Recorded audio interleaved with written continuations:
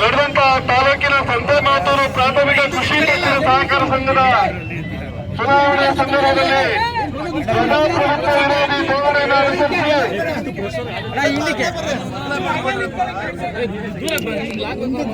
ಅಧಿಕಾರಿಯ ಮೇಲೆ ಪ್ರಭಾವವನ್ನು ಬೀರಿ ಪ್ರಜಾಪ್ರಭುತ್ವದ ತಾಲೂಕಿನಲ್ಲಿ ಪಕ್ಷಪಾತ ಧೋರಣೆ ಮತ್ತೆ ಏಕಸ್ವಾಮ್ಯತೆಯನ್ನ ಕಚೇರಿಯ ಹತ್ತಿರ ನಾವೆಲ್ಲ ಅಸೆಂಬಲ್ ಆಗಿ ತಹಶೀಲ್ದಾರ್ ಅವರಿಗೆ ಮನವಿಯನ್ನು ಕೊಡುವಂತ ಕಾರ್ಯಕ್ರಮ ಇದೆ. ತಾವೆಲ್ಲರೂ ದಯಮಾಡಿ ಪ್ರತಿಭಟನೆಯಲ್ಲಿ ಪ್ರತಿಯೊಬ್ಬರು ಸಹ ತೆರಳಿ ತಹಶೀಲ್ದಾರ್ ಅವರಿಗೆ ಮನವಿಯನ್ನು ಕೊಡುವ ತನಕ ಪ್ರತಿಭಟನೆಯಲ್ಲಿ ಭಾಗವಹಿಸಬೇಕಾಗಿ ತಮ್ಮಲ್ಲಿ ಮನವಿಯನ್ನು ಮಾಡ್ತಾ ಇವತ್ತು ತಾಲೂಕಿನಲ್ಲಿ ನಡೆದ ಇರ್ತಕ್ಕಂಥ ಪ್ರಜಾಪ್ರಭುತ್ವ ಘಟನೆಗಳನ್ನು ನಾವೆಲ್ಲರೂ ಖಂಡಿಸಬೇಕಿದೆ. ಅಧಿಕಾರದ ದರ್ಪವನ್ನು ಪ್ರಶ್ನಿಸಬೇಕಿದೆ. ಆ ನಿಟ್ಟಿನಲ್ಲಿ ನಾವೆಲ್ಲರೂ ಪ್ರತಿಭಟನೆಯಲ್ಲಿ ತೆರಳೋಣ. ಅದಕ್ಕೂ ಮುಂಚೆ ನಮ್ಮೆಲ್ಲರ ನಾಯಕರು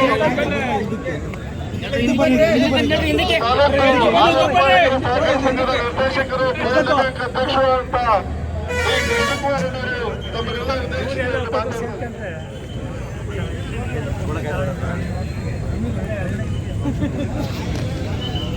ಭಾರತ್ ಮಾತಾ ಕಿ ಎರಡು ಕೈನ ಮೇಲೆತ್ತಿ ಹೇಳಬೇಕು. ಭಾರತ್ ಮಾತಾ ಕಿ, ಭಾರತ್ ಮಾತಾ ಕಿ, ಭಾರತ್ ಮಾತಾ ಕಿ. ಕಾಂಗ್ರೆಸ್ಸಿನ ದೌರ್ಜನ್ಯವನ್ನು ಖಂಡಿಸಿ ಹೋರಾಟ ಮಾಡತಕ್ಕಂಥವ್ರ ಮೇಲೆ ಪೊಲೀಸ್ ಇಲಾಖೆಯನ್ನು ಉಪಯೋಗಿಸಿಕೊಂಡು ಕೇಸನ್ನು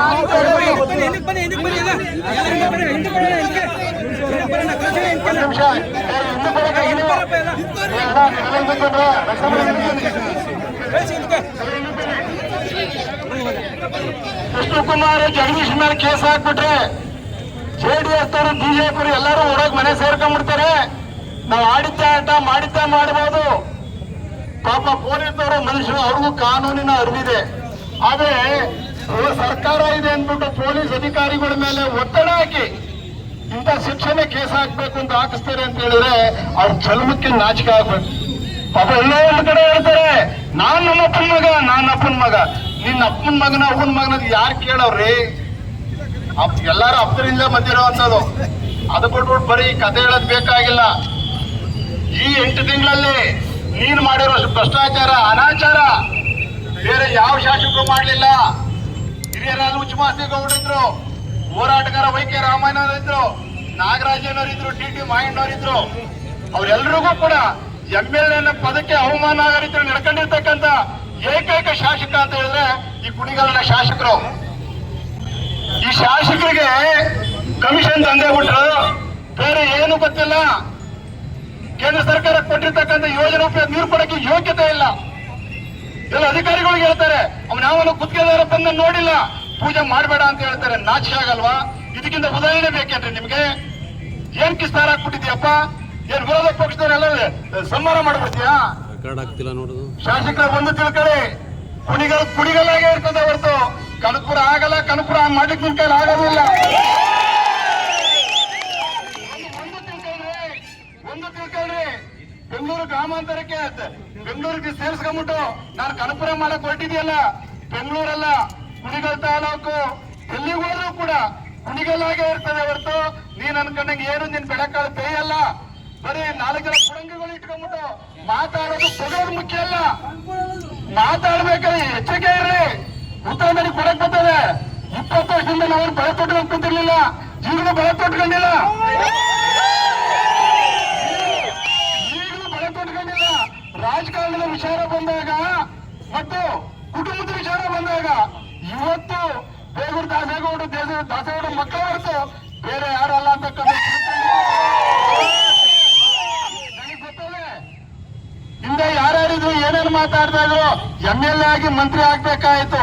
ಪಾಪ ಅವ್ರು ಹಂಗೆ ಮಾತಾಡ್ಕೊಂಡ್ರೆ ಕಾಲ ಕಳೆದ್ಬಿಟ್ರು. ಈಗಿರೋರು ಅದೇ ರೀತಿ ಮಾತಾಡ್ಕೊಂಡು ಕಾಲ ಕಳೀತಾವ್ರೆ. ಅವ್ರಿಗೇನು ನಮ್ಮ ಕುಟುಂಬದ ಚರ್ಚೆಯ ಅವಶ್ಯಕತೆ ಇಲ್ಲ. ಮಾತಾಡಕ್ಕೈತೆ ಲಕ್ಷ್ಮಣ ಗೌಡ ನಾವು ತವರ ಮಾಡೋದ್ ಕತೆ ಹೊಡೆದಾಟ ಮಾಡ್ತಾ ಇದ್ವು. ಕುಣಿಗಲ್ಲಿ ಬಂದಾಗ ಅಣ್ತಂಬರಂಗೆ ಇರ್ತಿದ್ವಿ. ಅದನ್ನ ಅನುಸರಿಸ್ರಿ. ನೀವು ಕುಂದ್ಗಂಡು ಹೇಳಿದ ತಕ್ಷಣ ಕುಣಿಗಲ್ ತಾಲೂಕ್ನವ್ರು ಯಾರು ಇವರಲ್ಲ. ಕುಣಿಗಲ್ ತಾಲೂಕಿನಲ್ಲಿ ಕಪ್ಪು ಮಿಷನ್ ಇಲ್ಲ. ದಾಸೇಗೌಡ ಕುಟುಂಬದ ಕಪ್ಪು ಮಿಷನ್ ಇಲ್ಲ. ಕುಣಿಗಲ್ ತಾಲೂಕಲ್ಲಿ ದಾಸೇಗೌಡ ಕುಟುಂಬಕ್ಕೆ 1 ಲಕ್ಷ ಓಟ್ ಹಾಕವ್ರೆ. ನೀನ್ ದುಡ್ಡನ್ ಚೆಕ್ ಬಂದು ನಿಮ್ಗೆ ಎಷ್ಟು ಜನ ಓಟ್ ಹಾಕವ್ರೆ? ನಿಮ್ಗೆ ಎಷ್ಟು ಜನ ಓಟ್ ಹಾಕವ್ರಿ? ನಿಮ್ಗೆ ಅದನ್ನ ಲೆಕ್ಕ ಹಾಕೋ. ನಮ್ ಕುಟುಂಬಕ್ಕೆ ಕಪ್ಪು ಮಿಷನ್ ಇಲ್ಲ. ಜನಗಳ ಪ್ರೀತಿ ವಿಶ್ವಾಸ ಇರೋದಕ್ಕೆ ಇವತ್ತು ನಮಗೆ 1 ಲಕ್ಷ ಓಟನ್ನು ಹಾಕಿದ್ದಾರೆ. ಅದು ಏನು ಅಂತಕ್ಕಂಥದನ್ನ ಲೋಕಸಭಾ ಚುನಾವಣೆ ನಾವು ತೋರಿಸಿದ್ವಿ. ಎಲ್ಲ ಒಂದ್ ಕಡೆ ಹೇಳ್ತೀರಾ ನನಗೆ ಬೇಕಾಗಿರೋ 15-20 ಸಾವಿರ ನಾನು ಕೊಂಡ್ಕೊಂಡ್ಬಿಡ್ತೀನಿ. ಕೊಂಡ್ಕೊಳಪ್ಪ, ಯಾರು ಬೇಡ ಅಂತಾರೆ? ಯಾರ್ದ ದುಡ್ಡು ಎಲ್ಲ ಮುಂಜೆ ಜಾತ್ರೆ ಮಾಡಪ್ಪ, ಯಾರು ಬೇಡ ಅಂತ ಹೇಳ್ತಾರೆ? ಎಷ್ಟು ಜನ ಕೊಂಡ್ಕೊಂಡ್ಬಿಡ್ತಾರೆ ನೀವು? ನಮ್ ತಾಲೂಕಿನ ಜನ 1 ಸಾರಿ ಆಗಿದೆ, 2ನೇ ಸಾರಿ ತಪ್ಪು ಮಾಡಲ್ಲ. ಈ ಗೌರಿ ಯೋಜನೆಯಿಂದ ಈ ರೀತಿ ಮಾಡೋದ್ರಿಂದ ಸಹಕಾರಿ ಕ್ಷೇತ್ರ ಕೃಷ್ಣಕುಮಾರ ಅಥವಾ ಶಿವಣ್ಣವರ ಕಪ್ಪಿ ಮುಷಿಲ್ ಐತೆ ಅಂತ ಹೇಳ್ತಾ ಇದ್ರಲ್ರಿ, ಒಳ್ಳೆಯ ತನದಲ್ಲಿದೆ. ನಾನು ಸುಮಾರು ಸಾರಿ ನಾನು ಹೇಳಿದ್ದೀನಿ. 18 ಇತ್ತು, 19 ಆಯ್ತು. ಎಷ್ಟು ಜನಕ್ಕೆ ಲೋನ್ ಕೊಟ್ಟಿದ್ದಾರೆ, ಎಷ್ಟು ಜನಕ್ಕೆ ಜೀವನ ರೈತರ ಖಾತೆ ಹರಿದು ಬರ್ತಾ ಇದೆ.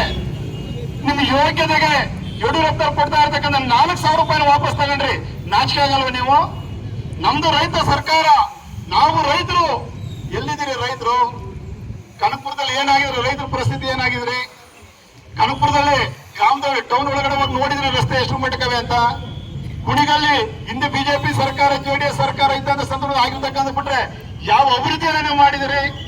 ಯುಜಿಸಿನ ಕೆಲಸ ಮುಗಿಸ್ಬಿಟ್ಟು ಸಾರ್ವಜನಿಕ ಉಪಯೋಗ ಕೊಡ್ಲಿಕ್ಕೆ ಆಗದಲ್ಲ ಇರ್ತಕ್ಕಂಥ ನಾನು ಒಬ್ಬ ಶಾಸಕ. ನನ್ನಲ್ಲಿ ಯಾವುದೇ ಕಳಂಕ ಇಲ್ಲ. ನಿನ್ನ ಹತ್ರ ನಿನ್ನ ಮೇಲೆ ಇರ್ತಕ್ಕಂಥ ಕಳಂಕಗಳ ಸಾಲುಗಳ ಪಟ್ಟಿನೇ ಐತೆ. ಅದು ಬಿಟ್ಬಿಟ್ಟು ಬರೀ ಕತೆ ಹೇಳೋದೇನು ಬೇಕಾಗಿಲ್ಲ. ಸ್ವಲ್ಪ ಮಾತಿನಲ್ಲಿ ಎಚ್ಚರ ಇದ್ರೆ ಒಳ್ಳೇದು. ಇಲ್ಲ ಅಂತ ಹೇಳಿದ್ರೆ 20 ವರ್ಷದನ್ನ ಯಾರ ನಾವು ಕೊಟ್ಟಿಲ್ಲ ಮಡಗಿದೀವಿ, ತಗೊಳ್ಳೋದು ಗೊತ್ತದೆ. ನಿನ್ ಜೊತೆ ಯಾರ್ಯಾರು ನಿಂತ್ಕೊಂಡು ಹರಕತೆ ಓದ್ತಾರಲ್ಲ ಅದು ನಮಗೆ ಗೊತ್ತದೆ. ಅವೆಲ್ಲವನ್ನು ಬಿಟ್ಬಿಟ್ಟು ಆರೋಗ್ಯವಾಗಿ ಗೌರವವಾಗಿರ್ತಕ್ಕಂಥ ಚರ್ಚೆನ ಕಾಮೆಂಟ್ಸ್ ಮಾಡಿದ್ರೆ ಚೆನ್ನಾಗಿರ್ತದೆ. ಇಲ್ಲ ಅಂತ ಹೇಳಿದ್ರೆ ಪೊಲೀಸ್ ಅಧಿಕಾರಿಗಳಿದ್ದಾರೆ, ಕ್ರಮ ತಗೋಬೇಕು. ಇಲ್ಲ ಅಂತ ಹೇಳಿದ್ರೆ ಆ ಕ್ರಮನ ಯಾವ ರೀತಿ ತಗೋಬೇಕು ಅಂತಕ್ಕಂಥ ನಮಗೆ ಗೊತ್ತದೆ, ನಾವು ತಗೋತೀವಿ. ಪೊಲೀಸ್ ಅಧಿಕಾರಿಗಳು ಅಷ್ಟೇ, ಕಾನೂನಿಗೆ ಗೌರವ ಕೊಡಿ. ನೀವು MLA ಹೇಳಿದ್ರು, ಸರ್ಕಾರ ಹೇಳಿದ್ರು ಅಂತ ಕಾನೂನು ವಿರುದ್ಧವಾಗಿ ತಗೊಳ್ಳುವಂಥದ್ದು, MLA ಹೇಳಿದಂತ ಕೇಸ್ ಹಾಕ್ತಕ್ಕಂಥದ್ದು, ಅಥವಾ ಅಟ್ರಾಸಿಟಿ ಕೇಸ್ ಹಾಕಿ ಜೈಲಿಗೆ ಕಳಿಸ್ತೀನಿ ಅಂತದ್ದು, ಅಥವಾ ಯಾರಾದ್ರೂ ಬಂದ ಸಂದರ್ಭದಲ್ಲಿ MLA ಭೇಟಿ ಮಾಡ್ರಿ ಅಂತ ಹೇಳ್ತಕ್ಕಂಥ ಜನಗಳನ್ನ ನಿಮ್ಮ ಸ್ಟೇಷನ್ ಅಲ್ಲಿ ಇದ್ದಾರೆ, ಅವ್ರಿಗೆ ಕಡಿವಾಣ ಹಾಕಿ. ಸರ್ಕಾರ ಯಾವುದೇ ಇದ್ರೂ ಕಾನೂನಿನ ಚೌಕಟ್ಟಿನಲ್ಲಿ ಅಡಿದಲ್ಲಿ ಕೆಲಸ ಮಾಡಬೇಕಾಗಿರ್ತಕ್ಕಂಥದ್ದು ಸರ್ಕಾರಿ ಅಧಿಕಾರಿಗಳ ಕರ್ತವ್ಯ. ಯಾಕ್ರಿ ನೀವು ಅವತ್ತು 173 BNS ಆಕ್ಟ್ ಅಡಿದ ಕೇಸ್ ಹಾಕ್ಲಿಲ್ಲ? ಈಗ ನೀವು ಕಾನೂನು ಪುಸ್ತಕ ನಿಮ್ಮ ಹತ್ರ ಇರ್ಲಿಲ್ವಾ? ಯಾಕೆ ತಿರುವು ಹಾಕ್ಲಿಲ್ಲ ನೀವು? 173 ಹಾಕಬೇಕಾಗಿತ್ತು, ಯಾಕೆ ಹಾಕ್ಲಿಲ್ಲ ನೀವು? 174 ಯಾಕೆ ಹಾಕಿದ್ರಿ? ಯಾಕೆ ಜಡ್ಜ್ ಮುಂದೆ ತಗೊಂಡು ಹೋಗ್ಬಿಟ್ಟು ನಾವ್ ಹಂಗೆ ಬಿಟ್ರೆ ರಾಜಕಾರಣ ಆಗೋಯ್ತದೆ ಅಂತ ಹೇಳ್ಬಿಟ್ಟು ತಗೊಂಡೋಗಿ ನೀವು ಕೋರ್ಟ್ ಬೇಲ್ ಕೊಟ್ಟು ಕಳ್ಸಿದ್ರಿ. ಅದನ್ನ ಒಂದು ನೋಟಿಸ್ ಕೊಟ್ಟು ನಾವು ಕರೆದ ಬರ್ಬೇಕು ಅಂತ ಹೇಳ್ಬಿಟ್ಟು ನೋಟಿಸ್ ಕೊಟ್ಟು ಕಳ್ಸಿದ್ರಲ್ಲ. ಈ ಕೆಲಸ ಮಾಡಕ್ ನೀವೇ ಬೇಕಾಗಿತ್ತ? ಹೌದ್ರಿ, ಇಡೀ ಅಭ್ಯರ್ಥಿಗಳು ಏಜೆಂಟ್ರು ಅಲ್ಲಿ ಅನ್ಯಾಯ ಆಗ್ತಾ ಇದೆ, ಮತಪತ್ರವನ್ನ ನಕಲಿ ಆಗಿದೆ, ತಗೊಂಬಂದು ಹಾಕಿ ರೆಡ್ ಹ್ಯಾಂಡ್ ಆಗಿ ನಿಮ್ ಪೊಲೀಸ್ ಅಧಿಕಾರಿಗಳ ಎದುರುಗಡೆ ಹಿಡ್ಕೊಂಡಿರತಕ್ಕಂಥದ್ದು ಏನ್ ಮಾಡಿರಿ ನೀವು? ಯಾಕೆ ಇಲ್ಲಿವರೆಗೆ ಅವನು ಯಾರು ಅರೆಸ್ಟ್ ಮಾಡಿಲ್ಲ ನೀವು? ಅಂದ್ರೆ ಸರ್ಕಾರ ಇರೋರಿಗೆ ಒಂದು ಕಾನೂನು, ಇಲ್ದಲೇ ಇರೋರಿಗೆ ಒಂದು ಕಾನೂನ ಮಾಡಿ ಸ್ವಾಮಿ. ಯಾರು ಬೇಡ ಅಂತಾರೆ? ಕಾನೂನಿಗೆ ಗೌರವ ಕೊಡ್ರಿ ನೀವು. ಕೃಷ್ಣಕುಮಾರಿಗೆ ಗೌರವ ಕೊಡೋದು ಬೇಡ. ಹೋರಾಟ ಮಾಡುವಂತವ್ರ ಮೇಲೆ ನೀವು ಕೇಸ್ ಹಾಕ್ತೀವಿ ಅನ್ನೋದಾದ್ರೆ ಏನ್ ಬೇಡ, ಬಿಟ್ಬಿಡಿ, ಮನಪಲ್ಲಿ ಮಾಡ್ಕೊಂಡ್ಬಿಡಿ ಶಾಸಕರು. ಅವ್ರು ಹೇಳಿದವ್ರಿಗೆ ಕೇಸ್ ಹಾಕಿ, ಅವ್ರು ಹೇಳಿದವ್ರಿಗೆ ಪೋಕ್ಸೋ ಕಾಯ್ದೆ ಹಾಕಿ, ಅವ್ರು ಹೇಳಿದವ್ರಿಗೆ SC/ST ಕೇಸ್ ಹಾಕಿ. ಏನ್ ಮಾಡ್ಬೇಕು ಅಂತ ಮಾಡಿದ್ರ ನೀವು? ಈ ವ್ಯವಸ್ಥೆ ಏನ್ ಮಾಡ್ಬೇಕು ಅಂತ ಮಾಡಿದ್ರ? ಬಿಜೆಪಿಯವರು JDSನವರು ಕುಣಿಗಲ್ ತಾಲೂಕಲ್ಲಿ ಬಳೆ ತೊಟ್ಕೊಂಡಿಲ್ಲ, ಪ್ರಬಲವಾಗಿ ವಿರೋಧ ಪಕ್ಷವಾಗಿ ಕೆಲಸ ಮಾಡ್ತಾ ಇದೆ. ಕಾದ್ ನೋಡಿ. ಮೊನ್ನೆ ಒಂದು ವಿಧಾನಸಭೆಯಲ್ಲಿ ಒಂದು ಮಂಡನೆ ಕೂಡ ಆಗಿದೆ. ಏನ್ ತೀರ್ಮಾನ ಆಗಿದೆ ಅಂತಕ್ಕಂಥದ್ದು ನಮ್ಮ ಅಧಿಕಾರಿಗಳಿಗೆ ಗೊತ್ತಾಗಿರ್ತದೆ. ಯೋಚನೆ ಮಾಡಿ. ಹೌದ್ರಿ, ಆಡಳಿತ ಪಕ್ಷ ನೀವು 10% ಸಹಾಯ ಮಾಡಿ ಬೇಡ ಅಂತ ಹೇಳಲ್ಲ. ಆಡಳಿತ ಪಕ್ಷ ಐತೆ ಅಂದ್ಬಿಟ್ಟು ವಿರೋಧನ ತುಳಿದ್ಬಿಡ್ತಿರ್ತಕ್ಕಂಥದ್ದು ಸೌಜನ್ಯ ಅಲ್ಲ. ಅಲ್ಲೆಲ್ಲ ರೆವಿನ್ಯೂ ಇಲಾಖೆನಲ್ಲಿ ಬಡವರಿಗೆ ನ್ಯಾಯ ಕೊಡಕ್ಕಾಗದೇ ಇರ್ತಕ್ಕಂಥ ಒಬ್ರು ಶಾಸಕರು ಏನೋ ಹೇಳಿದ್ದೆ ಯಾವದಲ್ಲಿ ಕುಂತ್ಕೊಂಡು ಕೇಳಿದಿರಿ? ಯಾರ ಹಿಂಪಾಲಕರು ಇಟ್ಕೊಂಡ್ಬಿಟ್ಟು ಏನಿದೆ ಚರ್ಚೆ ಮಾಡ್ತಕ್ಕಂಥದ್ದು ಬಿಟ್ರೆ ಸಾರ್ವಜನಿಕವಾಗಿ ತಾಲೂಕು ಆಫೀಸ್ ಚೇರ್ ಹಾಕೊಂಡು ಕುಂತ್ಕೊಂಡು ಅಲ್ಲಿ ಹರಿದೋಗಿರೋ ಸೀರೆ ಉಟ್ಕೊಂಡ್ ಬರೋರಿಗೆ ನ್ಯಾಯ ಕೊಡಕ್ ನಿಮ್ ಕೈಲಿ ಆಗಲೇ ಇರ್ತಕ್ಕಂಥವ್ರು. ನಾನು ಎಲ್ಲಾನು ಮಾಡ್ಬಿಟ್ಟಿದ್ದೀನಿ, ಏನೂ ಮಾಡಿಲ್ಲ. ಹಿಂದೆ ಬಿಜೆಪಿ ಸರ್ಕಾರ ಇದ್ದಂದ್ರೆ ಮುಂದುವರ್ಸ್ಕೊಂಡು ಬಂದಿರ್ತಕ್ಕಂಥದ್ದು ಬಿಟ್ರೆ ಹೊಸ ಯೋಜನೆಗಳನ್ನ ತಗೊಂಡ್ಬರ್ಲಿಕ್ಕೆ ಆಗಿಲ್ಲ. ನಿಮ್ ಹೋರಾಟ ಒಂದೇ, ಎಕ್ಸ್ಪ್ರೆಸ್ ಕೆನಾಲ್ ಏನ್ ಕಿಸ್ತಾರ ಆಗ್ತಪ್ಪ.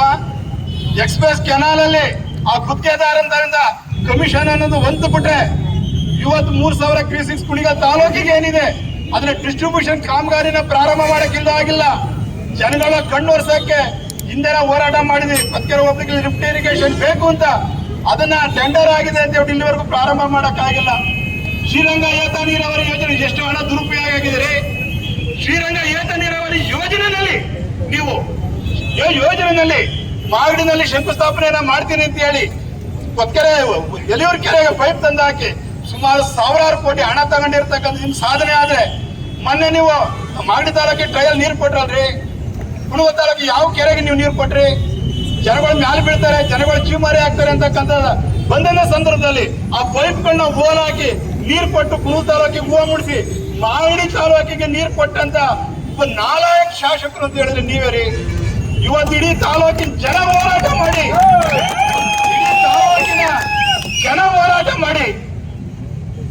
ಮಾಡಿ ನಾಮಂಗಲಕ್ಕೆ ನೀರು ಕೊಡ್ತಕ್ಕಂಥದ್ದನ್ನ ನಿಲ್ಲಿಸಿದ್ರು. ನೀವು ಮತ್ತೆ DK ಶಿವಕುಮಾರ್ ಕಳ್ಳರ ತರ ಬೆಳಗಿನ ಜಾವ 5 ಗಂಟೆಗೆ ಹೋಗಿ ಪೂಜೆ ಮಾಡಿಸಿ ಕುಣಿಗಲ್ ತಾಲೂಕಿನ ಜನಕ್ಕೆ ಅನ್ಯಾಯ ಮಾಡಿ ನಾಮಂಗಲ ತಾಲೂಕಿಗೆ ನೀರು ಕೊಟ್ಟಿರ್ತಕ್ಕಂಥ ಶಾಸಕರು ಉತ್ತರ ಕುಮಾರ ಅಂತ ಹೇಳಿದ್ರೆ ನೀವು ರೀ, ನಾವಲ್ಲ. ಇದನ್ನ ಯೋಚನೆ ಮಾಡ್ರಿ. ಈ ರಾಜಕಾರಣ ಶಾಶ್ವತ ಅಲ್ಲ. ಕುಣಿಗಲ್ ತಾಲೂಕಿಗೆ ಅನ್ಯಾಯ ಮಾಡಿದ್ರೆ ಆ ಭಗವಂತ ನಿಮ್ಮನ್ನ ಕ್ಷಮಿಸಲ್ಲ, ಅದನ್ನ ಅರ್ಥ ಮಾಡ್ಕೊಳ್ಳಿ. ರಾಜಕಾರಣ ಶಾಶ್ವತ ಅಲ್ಲ ರೀ. ಈ ತಾಲೂಕಿನ ಜನ ನಿಮ್ಗೆ 25,000 ಓಟು ಮುನ್ನಡೆ ಕೊಟ್ಟಿದ್ದಾರೆ. ಋಣ ತೀರ್ಸಕ್ಕಂತ ಕೆಲಸ ಮಾಡ್ರಿ. ರಾಜಕೀಯವಾಗಿ JDS ಮೇಲೆ ಬಿಜೆಪಿ ಮೇಲೆ ಸವಾರಿ ಮಾಡ್ತೀನಿ, ಅವ್ರ ಮೇಲೆ ಕೇಸ್ ಹಾಕಿಸ್ತೀನಿ, ನನ್ನ ಹತ್ರ ಅಧಿಕಾರ ಅದೇ. ನಾನು ಯಾರು ಗೊತ್ತಾ? ಯಾರಪ್ಪ ನೀನು? ನಿನ್ನ 4 ಕಾಲವ, ನಿನ್ಗಿರೋದು 2 ಕಾಲು. ನನ್ ಬ್ಯಾಕಪ್ ಏನಂದ್ರೆ ಗೊತ್ತಾ? ಏನಂಗಾರೆ ನಿನ್ಗೆ ಬ್ಯಾಕಪ್ ಇದ್ಬಿಟ್ರೆ ಕುಣಗಲ್ ತಾಲೂಕಿನಲ್ಲಿ ಎಷ್ಟು ಜನ ಕುಂಡಾಡ್ತೀಯಪ್ಪ ರೇ. ನಾವೇನಾರ ಮಾಡಿದ್ರೆ ನಾವ್ ಯಾರಿಗೂ ಲೆಕ್ಕ ಕೊಡಂಗಿಲ್ಲ. ಪೊಲೀಸ್ ಅಧಿಕಾರಿಗಳು ಒಂದು ಫೈರ್ ಮಾಡಿರುವೆ ಆ ಗುಂಡಿಗೆ ಅವ್ರ ಕಾರಣ ಕೊಡಬೇಕು. ಅದನ್ನ ತಿಳ್ಕೊ ಮೊದಲು.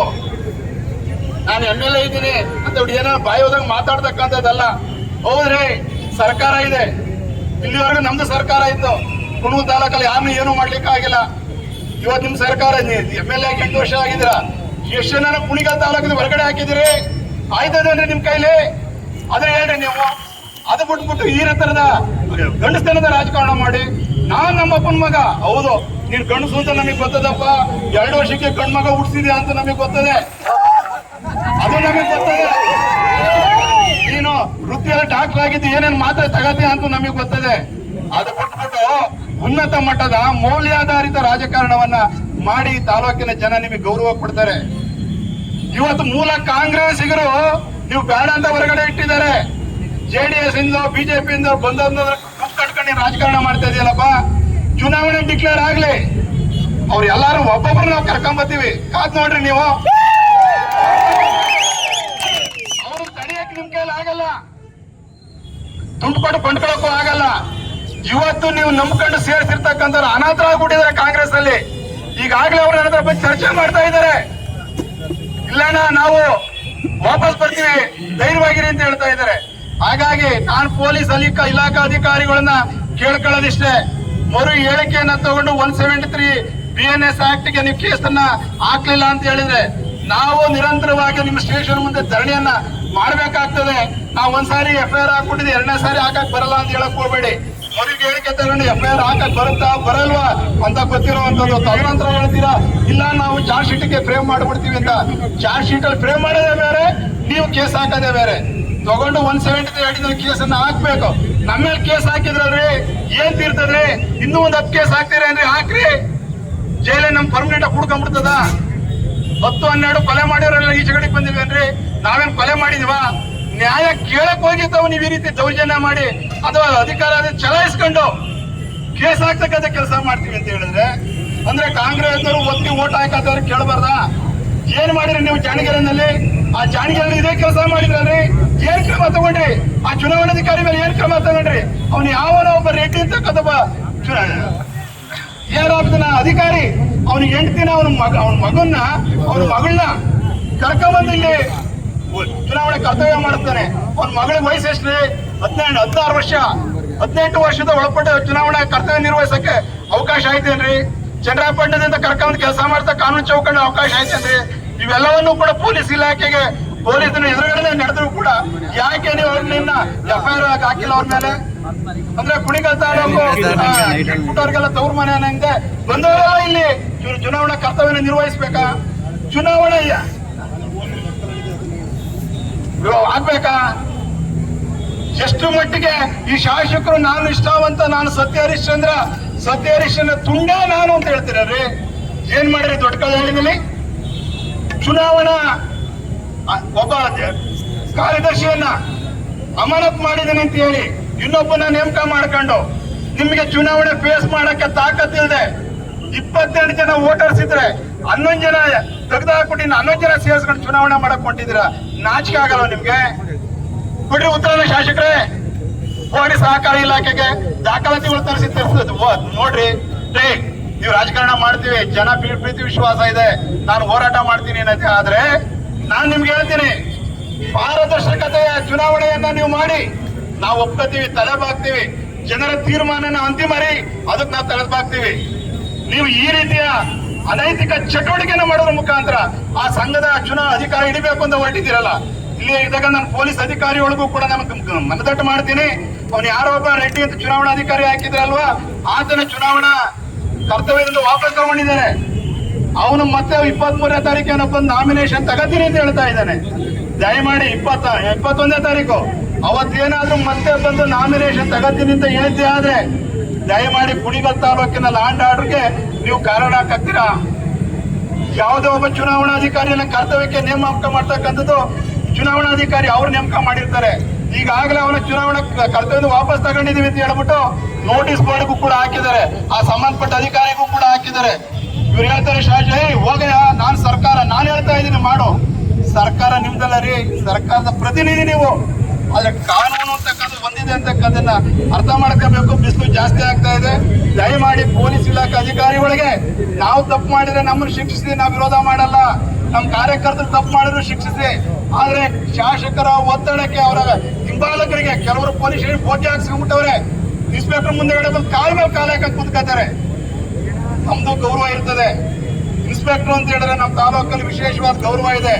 ಯಾರೋ ಒಬ್ಬ ಕೆಲಸಕ್ಕೆ ಬರ್ದವನು MLA ಹೆಸರು ಹೇಳ್ಕೊಂಡು ಕಾಲ ಮೇಲೆ ಕಾಲ ಹಾಕಿ ಕುಂತ್ಕೊಂಡು ಅಧಿಕಾರ ನಡೆಸ್ತೀನಿ, ಅಥವಾ ಅವನು ಇಲ್ಲ ಇಂಥವ್ರು ಹೇಳಿದ್ರೆ ನಾವು ಕ್ರಮ ತಗೋತೀವಿ ಅಂತಕ್ಕಂಥದ್ದನ್ನ ದಯಮಾಡಿ ಬಿಡಬೇಕು. ಬಡವರಿಗೆ ರಕ್ಷಣೆ ಕೊಡಿ, ನ್ಯಾಯಕ್ಕೆ ರಕ್ಷಣೆ ಕೊಡಿ. ಆ ಭಗವಂತ ಒಳ್ಳೇದು ಮಾಡ್ತಾನೆ. ನಿಮ್ಗೂ ನಮಗೂ ದ್ವೇಷ ಇಲ್ಲ. ನಮ್ಮನ್ನು ನಿಮ್ಮನ್ನು ಕಿತ್ತಾಡ್ತಕ್ಕಂಥ ಹೊಡೆದಾಡ್ತಕ್ಕಂಥ ಮಟ್ಟಕ್ಕೆ ಈ ಕಾಂಗ್ರೆಸ್ನ ಶಾಸಕರು ಹೊರಟಿದ್ದಾರೆ. ಅದಕ್ಕೆ ಅವಕಾಶ ಕೊಡೋದು ಬೇಡ. ದಯಮಾಡಿ ಏನು ನಮ್ಮ ಮೇಲೆ ಕೇಸ್ ಹಾಕಿದ್ರ ಅದನ್ನ ಕ್ಲೋಸ್ ಮಾಡಬೇಕು. 173 BNS ಆಕ್ಟ್ ಅಡಿನಲ್ಲಿ ಮರು ಹೇಳಿಕೆಯನ್ನ ತಗೊಂಡು ಕೇಸನ್ನ ನೀವು ಹಾಕ್ಬೇಕು. ಆಗ್ತಾ ಇದ್ರೆ ನಾವು ಬೀದಿಗಿಳಿದು ಹೋರಾಟ ಮಾಡೋದ್ರ ಜೊತೆಗೆ ರಾಜ್ಯಾದ್ಯಂತ ಹೋರಾಟಕ್ಕೆ ತಗೊಂಡು ಹೋಗ್ಬೇಕಾಗ್ತದೆ. ಅದಕ್ಕೆ ಅವಕಾಶ ಕೊಡೋದು ಬೇಡ ಅಂತ ಹೇಳಿದ್ರೆ ಇವತ್ತೇ ಕೆಲಸ ಮಾಡ್ತೀರಾ ಅಂತ ನಾನಾದ್ರೂ ಭಾವಿಸ್ತಾ ಇವತ್ತಿ ತಾಲೂಕಿನ ಜನಕ್ಕೆ ಅರಿವಾಗಿದೆ. ಈ ಶಾಸಕರ ದೌರ್ಜನ್ಯ ಪುಂಡಾಟಿಕೆ ಏನು ಅಂತ ಹೇಳ್ಬಿಟ್ಟು ನಿಮ್ಗೆ ಅಲ್ಲ ಸ್ವಲ್ಪ ಶೇಕ್ ಆಯ್ತಾ ಇದೆ. ಒಂದಾಗ್ಬಿಟ್ಟಾರೆ, ನಾಳೆಗೂ ಒಂದೇ ಇವತ್ತು ಒಂದೇನೆ. ಅದು ನೀನೇ ಹೇಳಿ ಕೇಳಿರೋ ಆಗೋದಲ್ಲ. ನಾನು ಒಂದು ವಿಚಾರ ಅದಕ್ಕೆ ಕೇಳ್ರಿ, ಈ ರೀತಿಯ ಹೇಳೋದಿದ್ರೆ ಸವಾಲ್ ಹಾಕೋದಾದ್ರೆ ಬಾ ಎದುರುಗಡೆ ನಿಂತ್ಕ ಮಾತಾಡೋಣ, ಪರಿಣಾಮ ಮುಂದೆ ಏನಾಯ್ತದೆ ನೋಡೋಣ. ಅದು ಬಿಟ್ಟು ಈ ಅಮ್ಮನ ಮಾತಾಡ್ಕೊಂಡು ಹಿಂದಗಡೆ ಕುಂತ್ಕೊಂಡ್ಬಿಟ್ಟು ಯಾರೋ 4 ಜನ ಇಟ್ಕೊಂಡ್ಬಿಟ್ಟು ಅವರಿಂದ ಇದು ಮಾಡ್ತೀವಿ ಅಂತ ಹೇಳಿದ್ದೆ ಆದ್ರೆ ಇವತ್ತಿನ ಈಚೆಗೆ ಏನಾದ್ರು ಮತ್ತೆ ಆದ್ರೆ ಪೊಲೀಸ್ ಅಧಿಕಾರಿಗಳಿಗೆ ನಾನು ಹೇಳ್ತಾ ಇದ್ದೀನಿ, ಕ್ರಮ ನೀವು ತಗೋಬೇಕು. ನಾವು ಕ್ರಮ ತಗೊಳಕ್ ಅವಕಾಶವನ್ನ ಕೊಡಬಾರ್ದು. ಮಾತಿನಲ್ಲಿ ಬಿಗಿ ಇರ್ಲಿ, ಎಚ್ಚರಿಕೆ ಇರ್ಲಿ. ದಯಮಾಡಿ ಇವತ್ತು ನಾನು ಏನ್ ಮಾತುಗಳನ್ನು ಹೇಳಿದ್ದೀನಿ ಅದನ್ನ ಸ್ವೀಕಾರ ಮಾಡ್ತಾರೆ, ಅದನ್ನ ಜಾರಿ ತರ್ತಾರೆ ಅಂತ ನನಗೆ ಪೊಲೀಸ್ ಇಲಾಖಾ ಅಧಿಕಾರಿಗಳೇ ಬಹಳ ಗೌರವ ಇರುವಂತದ್ದು. ನಾವು ಇವತ್ತರೆಗೂ ಕೂಡ ಯಾವತ್ತು ಪೊಲೀಸ್ ಸ್ಟೇಷನ್ ಬಂದು ಯಾರ ಮೇಲಾದ್ರೂ ಒಬ್ಬರ ಮೇಲೆ ಕೇಸ್ ಹಾಕಿ ಅಂತ ನಾವು ಹೇಳಿಲ್ಲ. ನಿಮ್ಗೆ ಏನಾರ ಹೇಳೋದಾದ್ರೆ ಫೋನಲ್ಲಿ ಹೇಳ್ತೀವಿ ಹೊರತು ಯಾವತ್ತೂ ಬಂದಿಲ್ಲ. ನಾವು ಪುರ್ಸತ್ತಾಗಿದ್ದೀವಿ, ಒಂದು ದಿವಸ ಬಂದು ಪೊಲೀಸ್ ಕುಂತ್ಕೊಳ್ಳಲ್ಲ ಅಂತ ನಿಮ್ಗೂ ಗೊತ್ತಿರುವಂತದ್ದು. ಹಿಂದೆ ಕೆಲಸ ಮಾಡಿರ್ತಕ್ಕಂಥ ಪೊಲೀಸ್ ಅಧಿಕಾರಿಗಳನ್ನ ಕೇಳಿ ನೋಡಿ ಏನು ಅಂತ ಹೇಳ್ತಾರೆ. ದಯಮಾಡಿ 173 BNS ಆಕ್ಟ್ ಹಾಕ್ಬೇಕು. ಮತ್ತೆ ನಮ್ಮ ಮೇಲೆ ಏನ್ ಕೇಸ್ ಹಾಕಿದ್ರೆ ಅದನ್ನ ಬಿ ರಿಪೋರ್ಟ್ ಹಾಕಿ ಕ್ಲೋಸ್ ಮಾಡಬೇಕು. ಅದನ್ನ ಬಂಧಿಸಿ ಜೈಲಿಗೆ ಕಳ್ತಕ್ಕಂಥ ಕೆಲಸವನ್ನ ಮಾಡಬೇಕು ಅಂತ ಈ ಸಂದರ್ಭದಲ್ಲಿ ಎಲ್ಲ ನಮ್ಮ ಹೋರಾಟಗಾರರ ಮುಖಾಂತರವಾಗಿ ನಿಮಗೆ ಪ್ರಾರ್ಥನೆಯನ್ನ ಮಾಡ್ತಾ ಇವತ್ತಿನ ಕಾರ್ಯಕ್ರಮಕ್ಕೆ ನೀವೆಲ್ಲರೂ ಬಂದಿದ್ದೀರಾ. ದಯಮಾಡಿ ಇಲ್ಲಿಂದ station taluk office police station ಅದೇ ಪ್ರೊಸೀಜರ್ ಹೋಗ್ತಾ ಇದೆ, ಅಲ್ಲಿ ಹೋಗ್ಬಿಟ್ಟು ತದನಂತರ ಮನವಿಯನ್ನ ಕೊಟ್ಟು ಪೊಲೀಸ್ ಇಲಾಖಾ ಅಧಿಕಾರಿಗಳಿಗೆ ಮನವರಿಕೆಯನ್ನ ಮಾಡಿ ಬರಬೇಕು ಅಂತ ನಾನು ನೀವೆಲ್ಲರೂ ಕೂಡ ಕೈ ಮುಗಿದು ಪ್ರಾರ್ಥನೆ ಮಾಡ್ತೀನಿ. ಕೃಷ್ಣಕುಮಾರ್ ಮಾತಾಡೋರೆ ಇಲ್ಲಿಂದ ಹಿಂದಕ್ಕೆ ಹೋಗೋದು ಬೇಡ, ಮುಂದಕ್ಕೆ ಹೋಗ್ಬೇಕು ಅಂತ ಮಾತನ್ನ ತಮ್ಮೆಲ್ಲರೂ ಕೂಡ ಹೊಂದಿಸ್ತಾ ಕೈ ಮುಗಿದು ಪ್ರಾರ್ಥನೆ ಮಾಡ್ತೀನಿ.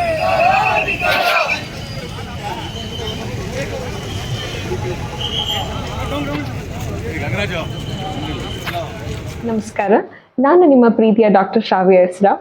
ನೀವು ಭಾವಸಿಂಚನ ಯೂಟ್ಯೂಬ್ ಚಾನೆಲ್ಗೆ ಸಬ್ಸ್ಕ್ರೈಬ್ ಆಗಿಲ್ಲ ಅಂದರೆ ಇವತ್ತು ಸಬ್ಸ್ಕ್ರೈಬ್ ಆಗಿ. ಧನ್ಯವಾದಗಳು.